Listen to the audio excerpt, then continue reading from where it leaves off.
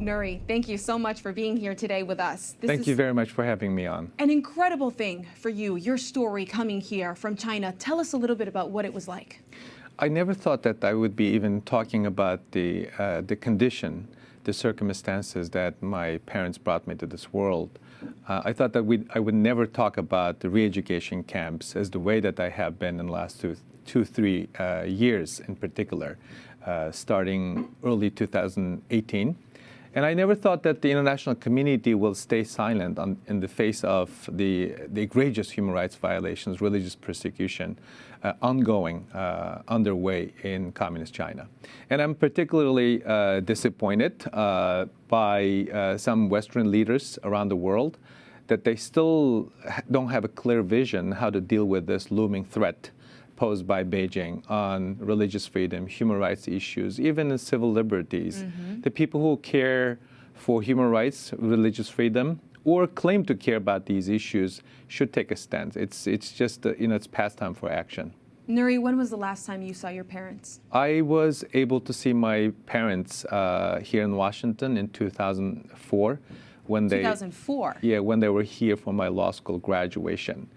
And then I had a chance to briefly spend a week with my father in late 2014. But I have not been able to see my mother, who gave birth to me in a re-education camp for almost 17, 18 years now. That's a long time not to see your family.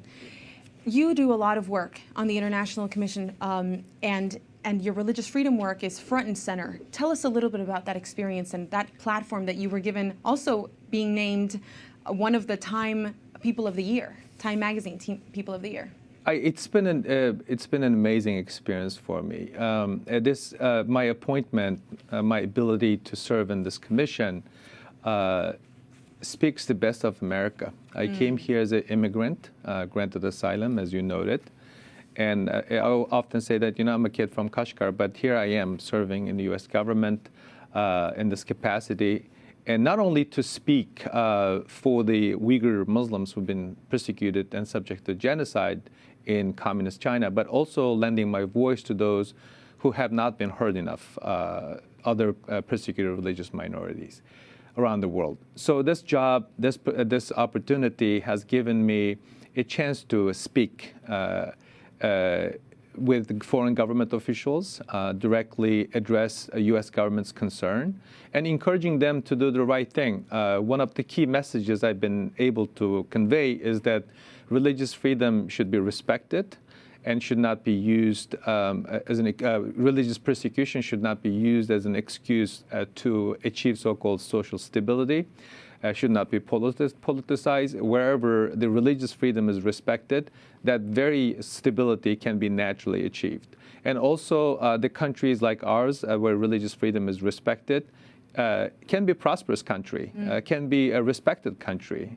So those are kind of basic messages that we have been able to convey to our interlocutors in various government offices, including embassies here in Washington, D.C. And also, we also have been helping to explain that the United States religious freedom agenda is not promoting one religion over another. We are promoting international standards, UN Declaration on Human Rights as a foundation for religious freedom, religious liberty.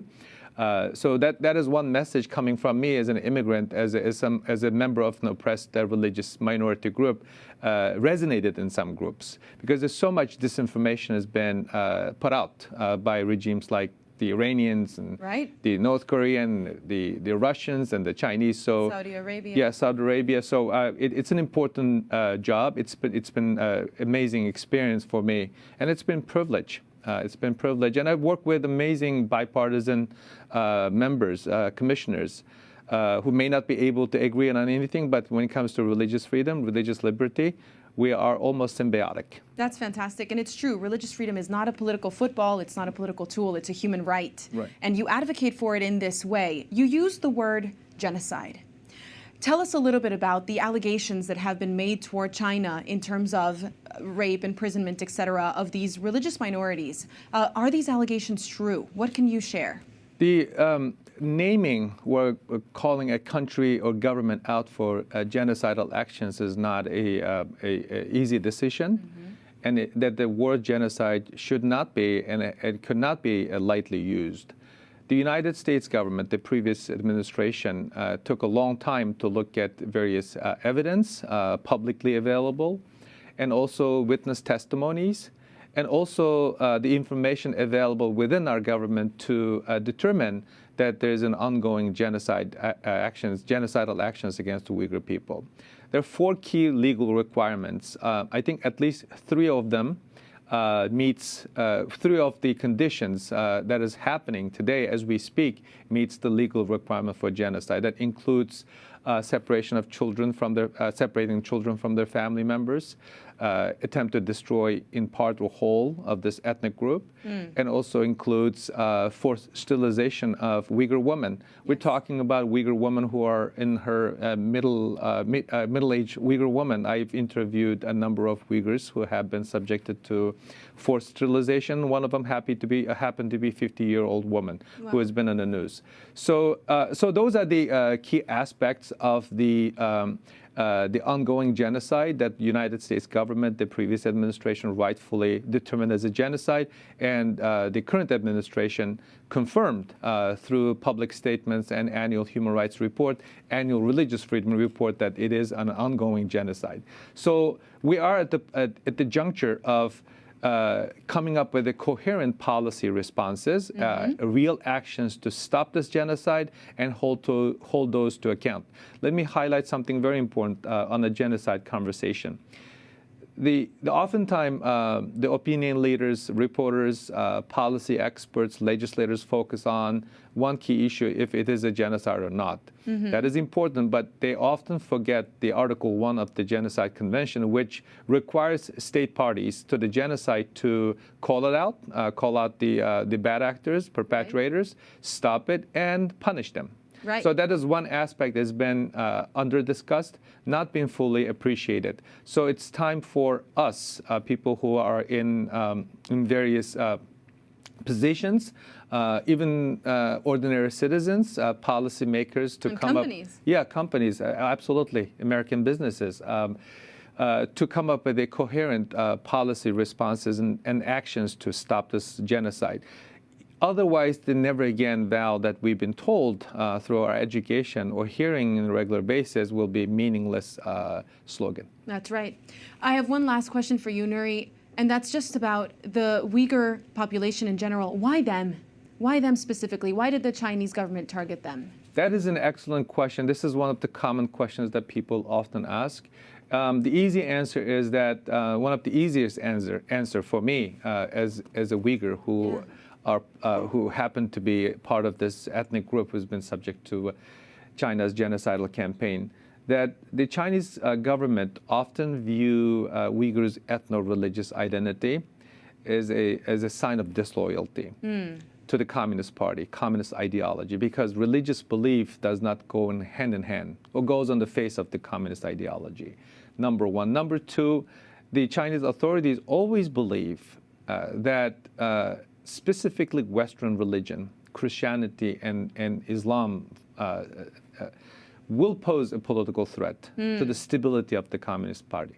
So, and then we also have to talk about the racist aspect of the ongoing genocide, because the Chinese, you have to listen to what they say in addition to paying attention to what they do.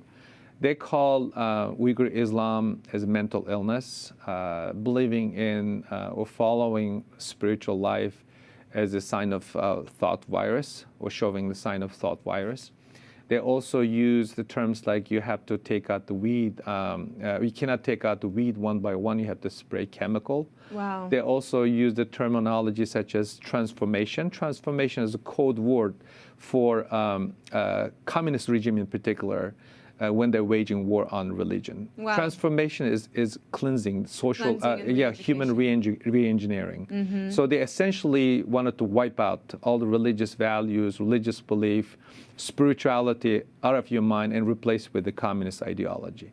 And the other reasons also can be discussed. China's geopolitical interest and Xi Jinping's ambition and Chinese Communist Party leadership assessment of the potential world international community's response, because they worked so hard in the last three decades to buy out silence from the international community. That's right, and we're going to keep talking about that with the panel that's coming up right after you. We're so grateful, Nury, for your incredible witness, and I know that our viewers are going to be praying for you and your family, but we're also going to be following everything that you do very closely. Thank you. Thank you so much for having me on. Thank you, Nury. Thank you.